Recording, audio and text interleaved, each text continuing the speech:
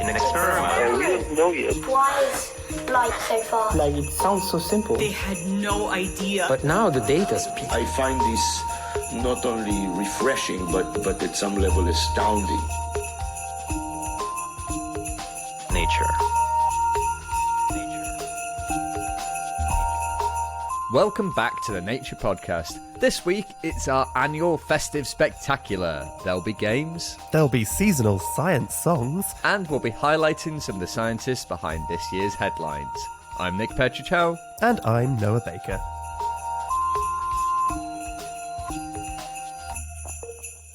So it's the end of the year, and what a year it has been. True to form, for this special episode of the Nature Podcast, we'll have something a little different for you. A bit later on, I'll be chatting to features editor Richard Van Noorden about Nature's 10, our annual roundup of folks who helped shape science in 2023. And we'll be playing 20 questions with the one and only Shamini Bundell. But why don't we start the show with a song? Yes, indeed. So, as I'm sure everyone with an internet connection is aware, generative AI has been a big story in 2023, and ChatGPT is arguably the most famous of all. So, I felt like it's a no-brainer to include it in our festive song lineup this year. I will say that I did attempt to ask ChatGPT to write the lyrics for this song, but try as I might, I couldn't quite get it to play ball.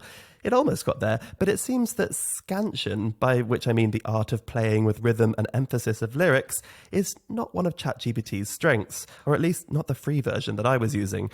So you'll have to settle with lyrics written by me. Let me know how I did. This is Oh GPT, performed and recorded by Phil Self.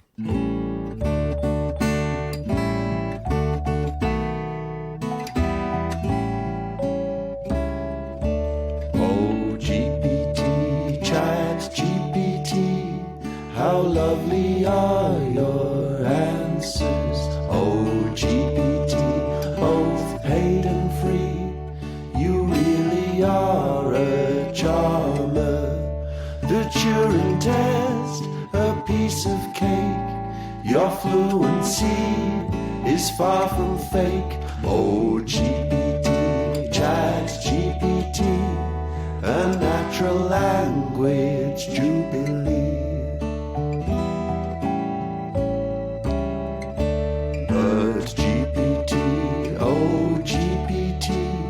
Where do your answers come from? With questions typed so openly, your prose are far from humdrum. Well, at your heart, statistically, your neural net's trained thoroughly. An LLM interprets the tokens each sequentially.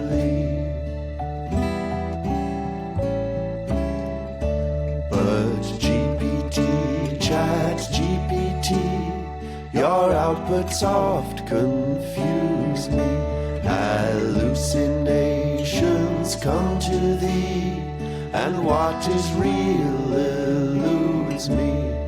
Your lines of code so intertwined, your biases can be unkind. Oh GPT, Chat GPT, your black box is a mystery. So GPT, Chat GPT, what is it that you're thinking? Intelligence in a machine, or simply code cross-linking? A legal pain for policy. Some say that we should limit the but coding English fluency. For science there's clear utility. So GPT, what more from thee? How will the future treat you? As worries grow increasingly, will rivals out-compete you? You need to cite your evidence and give ideas of confidence.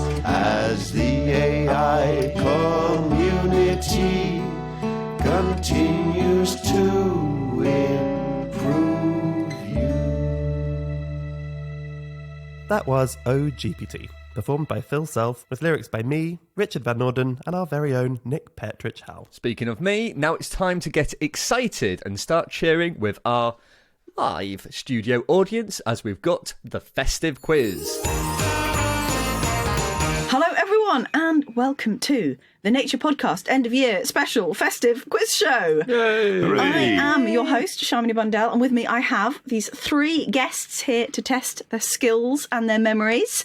We have Nature Podcast favourites, Benjamin Thompson and Nick Petrich-Howe, along with special guest, top briefer of the Nature Briefing, it's Flora Graham. So welcome, contestants. Thank you very much. Thanks for having me. I'm champion of champions, looking forward to continuing my streak. Did you win last year? Probably. Probably. I don't actually remember. I feel like we should probably remember. Definitely the pleasures of playing the game, for sure. But yes, we're back with quiz time again. Quiz very loosely defined. We're going to be looking back over some fun stories from 2023, and the quote quiz we are doing today is in fact going to be classic fave game, 20 questions.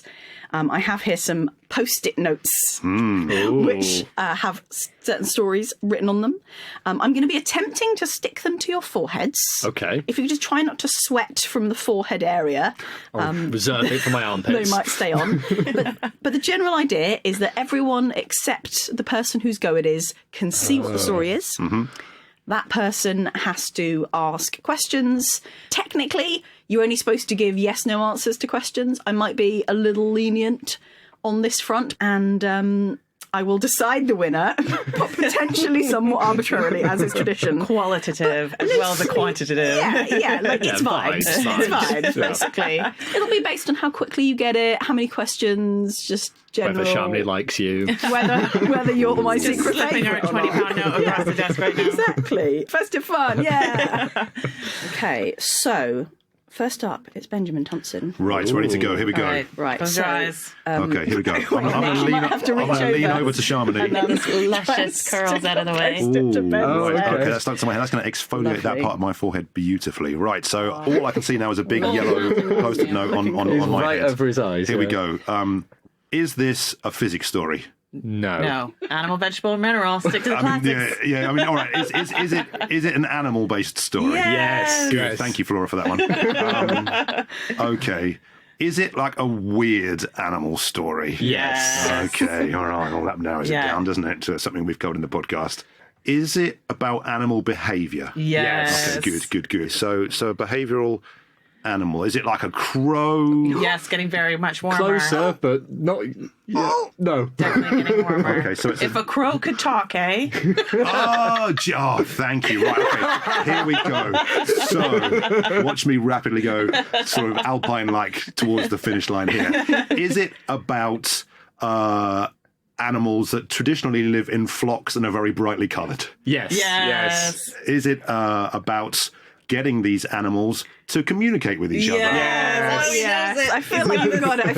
Tell us what the story is. So I think this story is about some research in which folk got parrots to talk to each other on like an iPad or a tablet, right? Because parrots are social creatures, and there was some worries that they were quite isolated, and so to overcome this, they had sort of play dates, right? And they could choose, I think they could choose which other parrots to talk to, and they made their own little mates and stuff like that. I think is that pretty much the story? Yeah, that's exactly it. Yeah, and they showed signs of being sort of less lonely and isolated when they were allowed to call their friends. That's so cute. Nice. Yeah, they could choose their little friends, couldn't they? From like thumbnails and stuff. Yeah. Oh. Right. Okay, Flora, you're up next. I'm going to pass this post-it to Ben. Oh, yes. To Don't try want and to see stick. it Flora, ahead of time. here we go. Go The for sticky it. is working. This is Good, you all right? All right, feeling good, feeling optimistic. Right, okay. All right, of yeah. all the science stories reported this year, which is on this post-it note? Okay. Oh, yes, I remember this story. remember this. Okay, I yeah. feel like obligated to say, is it ChatGPT? No, It is not ChatGPT. It's not ChatGPT. Is No. it space? No. Is it physics? No.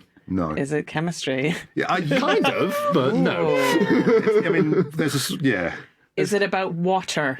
No. Water's in Well. it, but, no. About water. It's not about water. It's something that's no. much better than water. Oh my! Ooh, that is a good clue, That actually. is a good Yeah, clue. booze. No. No, but you're on the right sort of line. So on the right line. What's the opposite of booze? What is the opposite? No, that's no. Ignore that. That is someone. Breast milk? I want to No, say. no, it's Nick has led you down a garden path there. Awesome. It's what I It's use. about a liquid. It's about a liquid, yes. An imbibable liquid. Ooh, an imbibable liquid. Good like use a of delicious imbibable. coffee.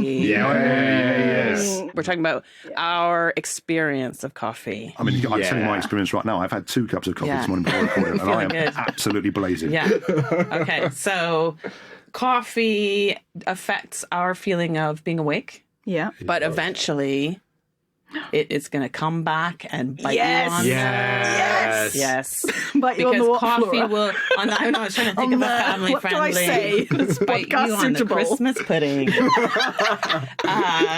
Because it might do something to your brain receptors in order to kind of fend off the causes of tiredness, but It eventually will hit you later. It will hit you later. Yeah. Repay so that debt. factor that in. The debt must be paid. Yes, I remember the story very well. Wonderful. And finally, for round 1, we have Nick Petridge Howe. Right, here we go. Oof. Oh, yeah, right. Gotcha. Such a I wasn't sure you lovely don't one. remember this No, one. I remember Yeah, this one, I yeah. think because the video was. Sorry, I'm giving my clues now. Video. Well, Very memorable. yeah, you're right. There was a very memorable video. Okay. Now I'm dropping too many clues, but I'll reminisce warmly about the video after you. Okay. Get it. Is it animal story? No, No. Space? No. no, Physics? no. I wouldn't No. say that. Chemistry? Yeah, I mean, I think this is probably a chemistry story, yeah. Is it about a chemical reaction then? Not really, no. But there's definitely something happening to a material. Is it about something that needs to be hard but not like Yes. Yeah. floppy? Yes, hardness and floppiness definitely. I don't both think it's play a what you're role. thinking. No, but it's, that it's, is- it's not the No. difference between toughness and hardness, that kind of But- stuff. It's not one of those, no. That is Floppiness very- and hardness are both That's present remarkably in this story. relevant, yeah. Because I'm thinking about a story we did about like hydrogels and stuff like that. It's not a hydrogel We story. love a hydrogel, but not this one. Not this one. Shall I not drop my clue? Yeah, drop Go a on. big Right, I'm going to clue. give you a clue, and it's a movie reference, Nick, and the reference is Get Out. Oh. Does not help me in the slightest. When you said movie reference, I was like, oh, I know Talking what about the movie it horror is. But movie. now I... No, when you know, you know. So I can think of a really relevant movie. I was thinking of a very different movie. I'm thinking of I'll Be Back. Okay, this is I was absolutely thinking- bamboozled I was me. thinking of even a third Wait, movie. what's yours, I Flora? was thinking Movie of the references. Lego movie. The Lego movie Terminator Get Out. What is this story? Terminator 2 and Yeah. the Lego movie are specific to this story.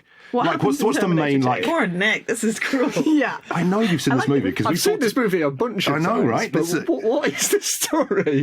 If you wanted to make one of the characters from Terminator 2, Yeah. like, what would you have to be able to do? Because one of the characters... Oh, it's about a robot arm. Nope. What's Okay. the other main? Terminator 2, not Terminator 1. Yeah, but it's got the robot arm descending That's into true. lava. You know, that's classic. quite a classic that's scene. true. Yeah. Like, what's, That is relevant, though, when, isn't you, it? when you think about special effects remember Like fake and skin movies or in the something? 90s, like when you think of that movie, what was the big thing, Nick? This is becoming a Terminator Genuinely wound 2 up. based podcast quiz. What was the big thing in Terminator 2? Yeah, T-1000. remember the Yeah, new guy? Oh, is it What about was the- liquid metal? Yes. I did this So story. done.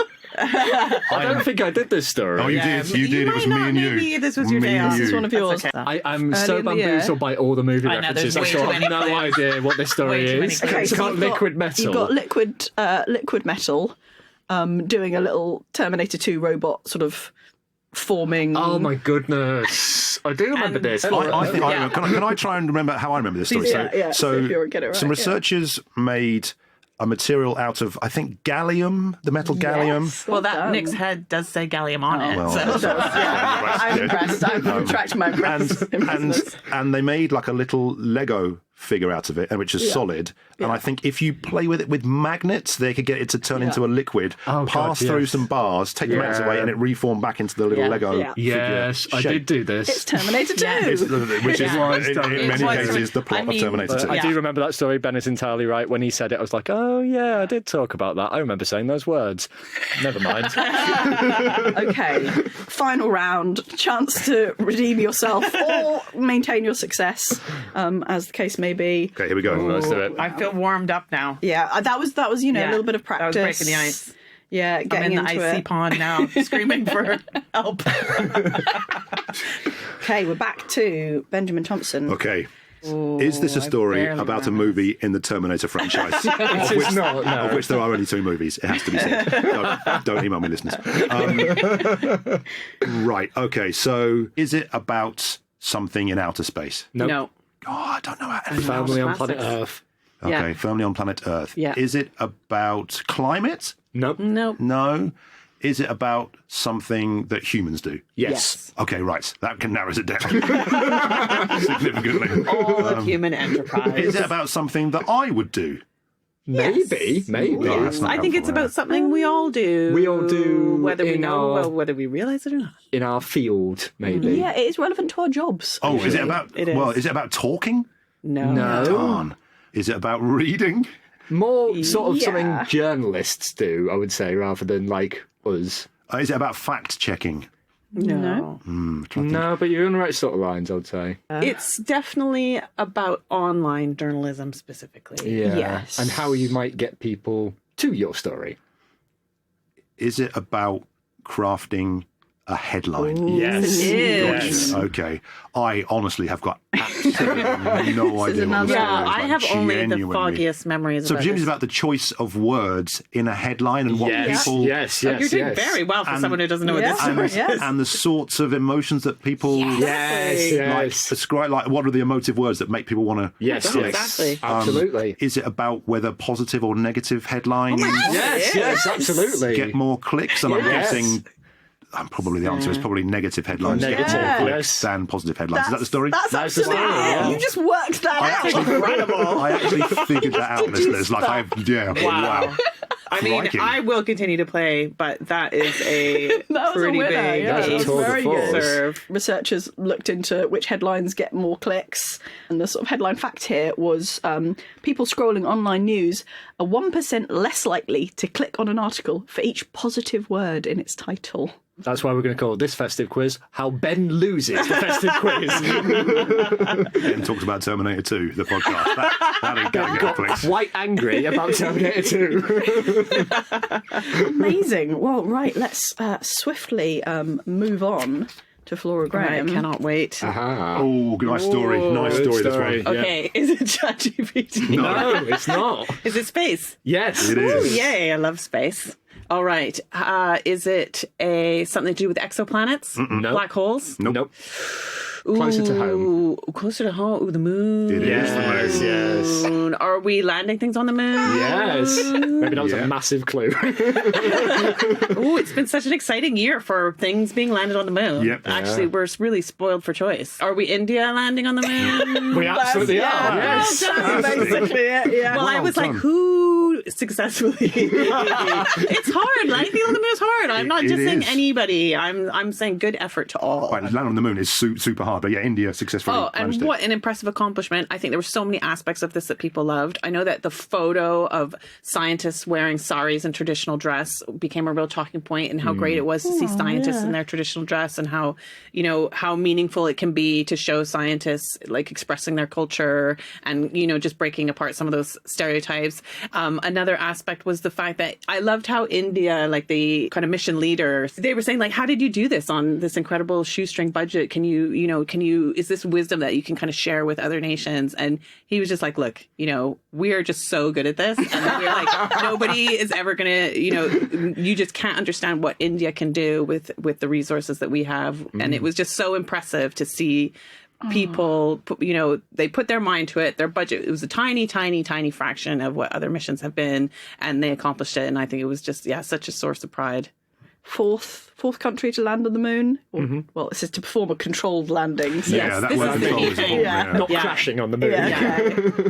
And first to land near the moon's south pole. Yeah, so we've got lots of exciting science coming up from the South Pole that we, all new stuff already being released. So And more in January, I think Japan are looking to land a controlled land on the moon in January. I think. Hear more on the Nature Podcast in 2024. Listen up, listeners. Finally, right, we've got time for one more. Well done, Flora. We've got Nick Petrochow with the final question here. Okay. All right, everyone have a look. Okay. Knowing Chamonix, is this animal related? Yeah, well, it is. Gosh darn it. is. Okay. Straight there.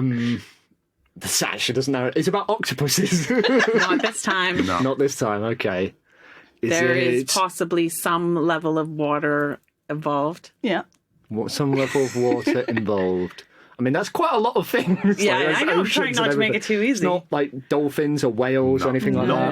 No. Not that a sort much of water. purely Some water. sea-based. Yeah, no. Some no not water. flippers. Animal. Is A combination. No a blowholes. land animal that Yes. spends time in water? Yes. Oh, Definitely. yes. Does it have anything to do with a drug dealer? Straight there. Oh, I wanted to go to the Straight on movies it. again. Really torture Nick. Absolutely What does. would- Have What you movie seen reference would the you- television series Narcos, Nick? I may have done, yes. So Pablo Escobar, the sort of infamous drug lord in Colombia, had some hippos because, you've got that much drug money. What else are you going to do with your time? And they sort of got out and have been breeding in the wild, and it's a massive, massive problem. So there have been various ways that the Colombian government have been trying to deal with this, whether they're going to euthanize some of them, whether they're going to ship them to different places. We actually did a few stories on this year, so I don't know exactly Oh, really? Oh, I didn't realise which that. of the It's a stories really about ongoing cocaine thing. hippos Yeah, it's is quite this. controversial as well, isn't it? What to do with It's them? very They're trying to controversial. sterilize them, but Trying to obviously save that's them, expensive. trying to I send mean, them. there's quite the kind of disagreement and controversy going on between people who are saying, look, these hippos don't belong here. They're very damaging to the ecosystem.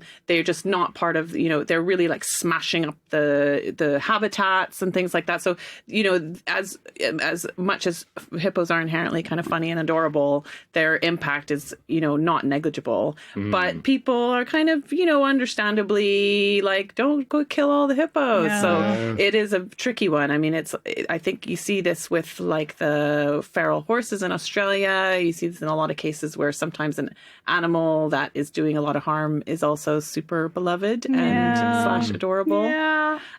So yeah, I think we could just maybe educate the hippos in abstinence. Flora Graham has some solutions to the world's problems here. Don't worry. We at the Nature Podcast are all over it. We're going to be back solving more of these fun kind of problems next year. But for now, that is the end of year festive quiz / game of 20 questions. Congratulations to my 3 contestants. Hey. Nick's gonna be upset at me, but I am gonna award the prize to Flora. Nick's going to be upset. Wow, okay, all right. I mean, I can't defend my choice, but congratulations, Flora. I'll take it. Flora. Nobody asked me how I came to that Here's conclusion. me handing over the That big 20 metaphorical quid was worth it. wrestling belt to you for next year. Listeners at home, how good is your memory? Let us know. Email us, tweet us whether you got any of those questions before our competitors here in the studio. And as usual, we will link to all of these stories and videos and various things in the show notes. But yes, thank you so much for taking part, and we'll see you next time. Thanks so much. Thank you. Thank you. Bye. Hasta la vista, baby. I'll be back. That's a better one. I have to say, having worked with you for as long as I have, Nick, I'm not sure why it was a surprise to hear so many Terminator 2 references, but somehow it still was when I heard it. Well, it took me by surprise as well, because I wasn't sure Ben's reference was a Terminator 2 reference, thus my confusion. I still think I won this quiz, but never mind. Always some sore losers at the Nature Podcast. Anyway, in a screeching tonal U-turn, let's move on to our next song. As much fun as we've been having through this year, both in quizzes and otherwise, the planet has not been faring so well. Just a few weeks ago, 2023 was declared the hottest year ever recorded, and scientists are already predicting that the 1.5 degree target set in Paris in 2015 may be out of reach. And with worsening impacts of climate change being felt all over the world every day, the urgency for action is growing ever greater. So with that in mind, here is Warming Night. written by me with help from Brendan Marr, and again performed and recorded by Phil Self. Silent night, warming night, climate change, words seem trite, the hottest year since records began. Hopes for change going down the pan. Desperation for thee in 2023. Melting ice, planets plight, scientists quake at the sight of corals bleaching faster again. Impacts getting so hard to constrain. Forests fade, earth is bare. World leaders stand and stare. Silence might serve to unite folks who think that time's not tight, but modeling says we must act right away. No time to lose, the time is today. With political will, change could happen still.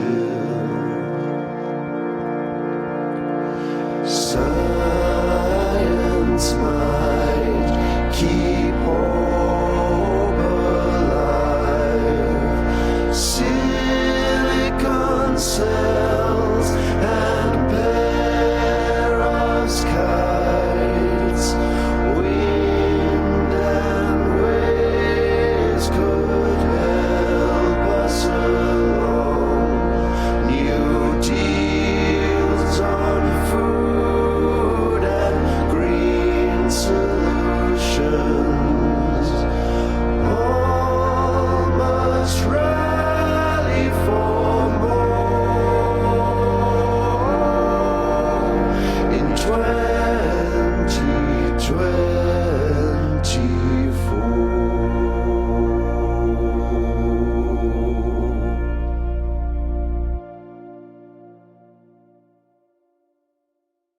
Finally, on our festive spectacular, it's time for a little bit of reflection of the year that's just gone by. And the way we like to do that on the Nature Podcast is talk about Nature's 10. This is an article that highlights 10 people who shaped science in the past year. And joining me to do so is features editor Richard Van Norden. Richard, hi. Hi Nick, how are you doing? I'm good. I've had some mulled wine, so I'm very much in the mood for some festive reflection. So I wanted to talk to you today about Nature's 10. Now, we probably won't have time to talk about all of them in detail, but first of all, I wanted to talk to you about Kalpana Kalahasti, and so she was part of the team that helped put India on the moon this year. This was a really memorable moment for India.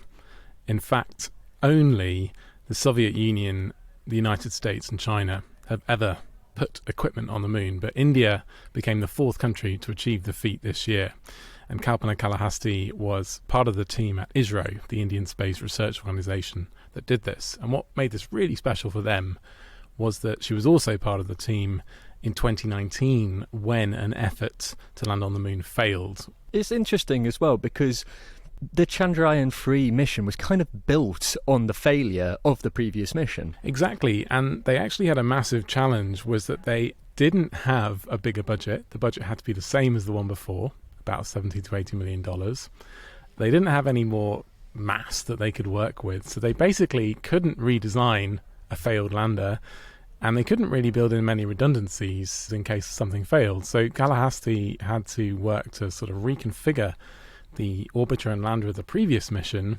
They actually cut down the mass of the orbiter to have more fuel and stronger legs and various other improvements without actually spending more money than the previous mission. And that's quite an accomplishment as well, because this year saw quite a few attempts at landing on the moon, and India, really shone in this respect. Yeah, this year, Japan, a Japanese company called iSpace, they crashed. A Russian attempt to land on the moon crashed, and there have been other moon missions that have crashed. So it really is very difficult to do. And although the whole mission was live for about 2 weeks on the moon, it did achieve quite a lot, had a lander and a rover.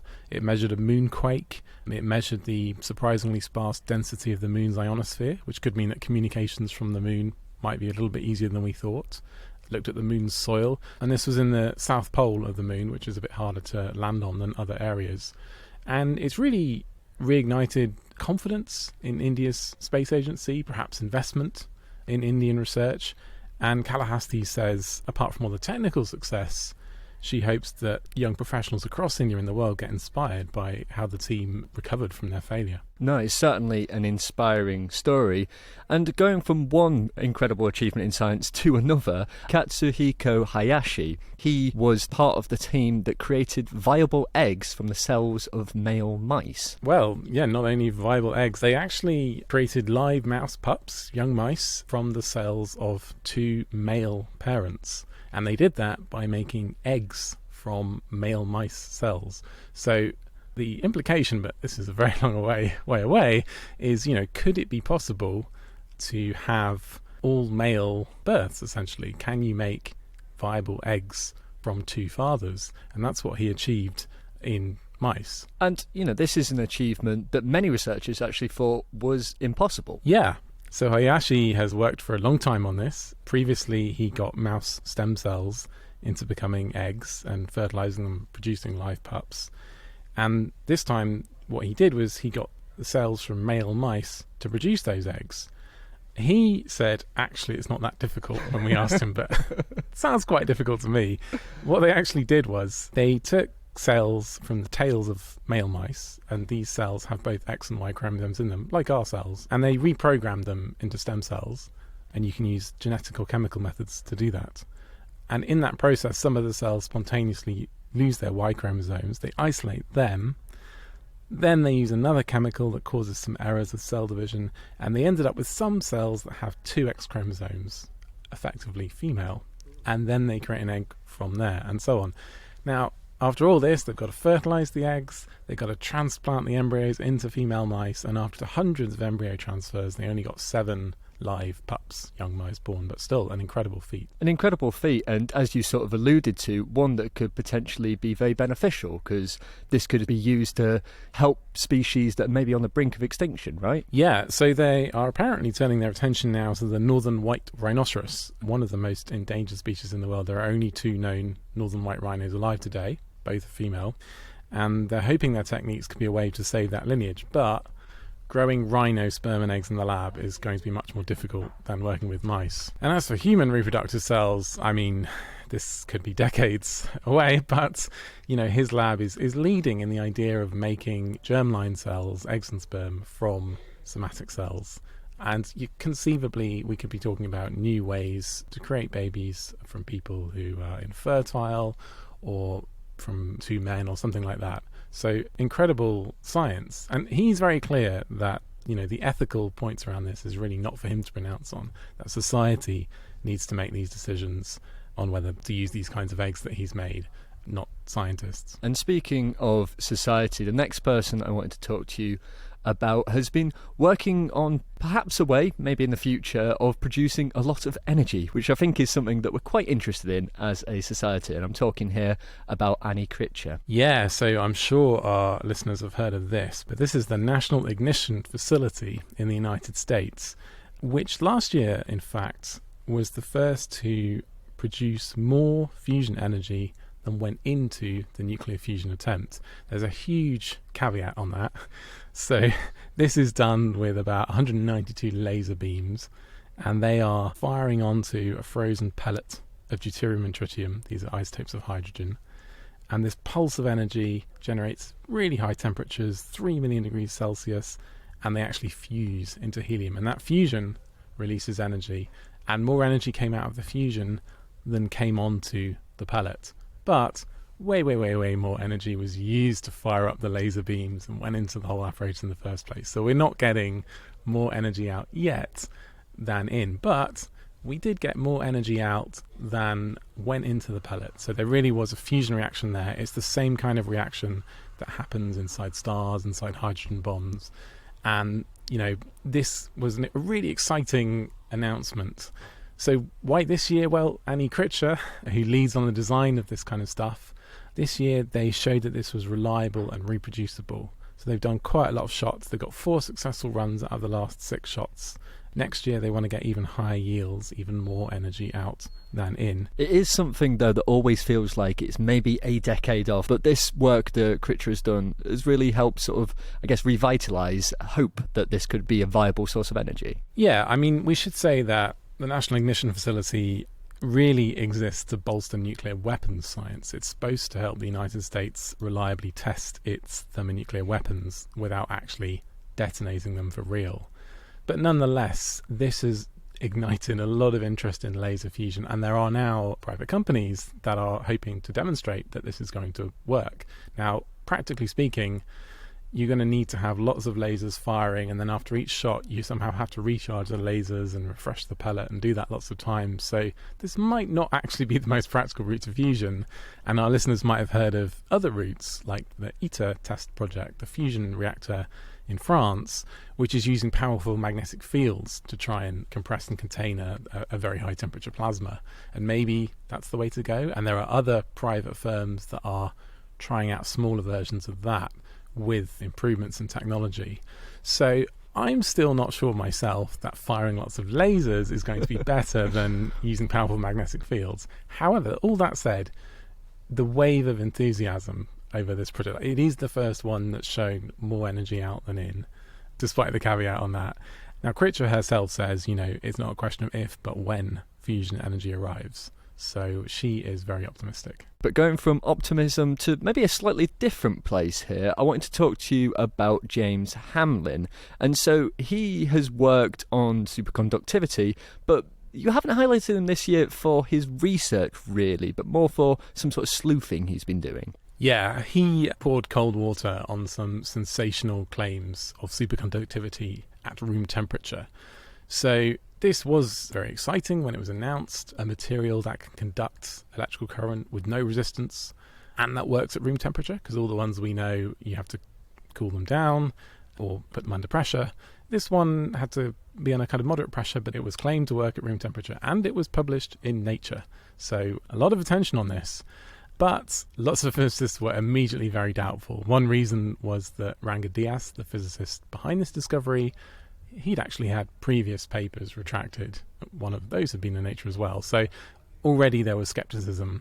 But what James Hamlin had done is he, with another physicist, Brad Ramshaw, sort of pointed out a series of concerns about this research and sent them to Nature. And behind the scenes, they essentially went back and forth with the editors and with Dias to try and figure out whether the measurements, the data, were solid. And essentially, Hamlin's saying they just never got a straight answer to this question. And in the end, 8 of 11 authors of this paper asked for it to be retracted, and it was barely half a year after it was published. But Hamlin really put a lot of energy into digging into and deconstructing and calling out this claim. In fact, it's not the only claim he's called out of Dias's. He's also found plagiarism in Dias's thesis. He's found other problems with Dias's work. He's sort of become a sleuth, probably a role he wasn't expected to take on, but one that should really be praised. No, and by the sounds of it in this article as well, he's never really been a stranger to questioning results. Right from the beginning of his sort of scientific career, like, he had this sort of critical analysis ideal inputted into him. Yeah, he tells this story of being very excited to find superconductivity and his advisors saying, well, do some more measurements, and the signal disappears, and that kind of taught him how sceptical you have to be in this field, which is a field where it's very tricky to take measurements. You can easily fool yourself with the delicate equipment needed. I mean, there's a lot of other sleuths actually went into calling out DS, and in fact, Hamlin was sort of first put onto this by George Hirsch, another physicist, who 3 years ago in an older paper thought he saw a problem with Dias's paper, and he actually pointed out it was quite similar to a paper that Hamlin himself had co-authored, and Hamlin dug into his own work and found evidence that another person had manipulated data for it. That was retracted. So this all sort of got Hamlin going on this skeptical track, and there are other researchers who helped to call out this problem. But we chose Hamlin in part for his work behind the scenes with Nature's editors to get the paper retracted. And as you sort of mentioned as well, like, he isn't a full-time sleuth, he is a superconductivity researcher as well. Yeah, he wants to get back to his own research next year. He said superconductivity is still the topic in physics that he finds most exciting, and there is actually a revival of interest in this field, which is fascinating. He said the BS of human beings is much less interesting to discover than the mysteries of nature. Well, maybe on the kind of topic of BS, I wanted to talk to you about something this year that maybe is a producer of some BS sometimes, and that is ChatGPT. And before we get into this one, I just wanted to ask as well, like, normally Nature's 10 is the 10 people who helped shape science this year, and actually there's 11 things on here, and one of them is not a person, it's ChatGPT. So what's happened here? Right, yeah. Well, ChatGPT, obviously a computer program, not a person, has had such a huge influence on science, and let's be honest, is also often anthropomorphized. Its output appears to be human, but obviously isn't. And so there was a movement from some people to add it to Nature's 10. But of course, Nature's 10 is the stories of people.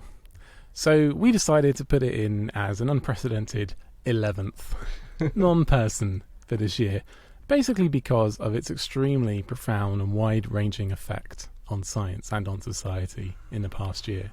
And that's not to say either that specifically ChatGPT is going to be, the program that scientists are going to be using. There are so many competitors, and generative AI keeps on building. But it's really the poster child. It's the one, it got released, it catalysed widespread interest in this. We've done surveys of thousands of scientists. Lots of them are using it. And even if they're not using it, they're incredibly interested in it and are building on it in different ways to change how science is done. So we thought that was just a signature moment for 2023 that really had to be commemorated in this list. Now, I should say we also are profiling Ilya Sutskever, the chief scientist of OpenAI, who played such a big part in developing ChatGPT, and his human story is one of Nature's 10. But we've also picked ChatGPT as a non-human 11th. And as I mentioned as well, ChatGPT is incredibly useful, but also it can sort of hallucinate, it can invent things, it can make stuff up. So, where do you see the role of ChatGPT in science? Is it benefit? Is it danger? Is it both? And how do we go forward with ChatGPT? Yeah, it's definitely two-edged. On the one hand, I think generative AI is going to be a benefit for science. The idea just of training these large neural nets, whether it be on language or on scientific data, getting them to encode the structure of all this data and to be able to generate fresh versions of it, or to be further trained to learn patterns in the data. Effectively, that's what ChatGPT is doing for language. That's incredibly powerful, and it could help scientists make all kinds of new discoveries. And we already see papers coming out this year about generative AI being used in materials science and chemistry and biology. So many ways to brainstorm and guide scientific research. Perhaps we could be seeing designing of new molecules or simulating the behavior of cells.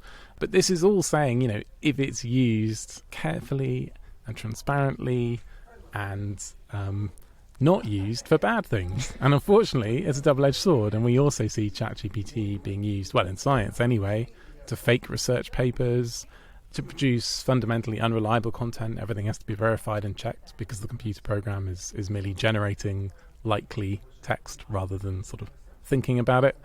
And so there's a good and a bad to all of this. A worthy list indeed. And as I say, listeners, go check out the show notes for a link to the full article where you can read about everyone and everything in Nature's 10 this year. But for now, thank you so much for joining me, Richard. Thanks, Nick.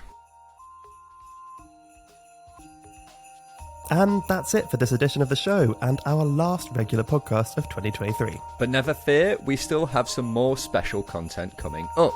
Keep your eye out for a very special documentary all about the AI black box, which will be appearing in your feed very soon. Along with our annual clip show, highlighting some of the podcast team's favourite stories of the year, and one final long read, all about burgeoning solar tech. Finally, before we go, we want to thank you so much for listening over the past 12 months. Yes, indeed, it's been a bumper year for science, and we're so happy that you've joined us to explore it. Here's to 2024. I've been Noah Baker. And I've been Nick Petrichow. Happy holidays.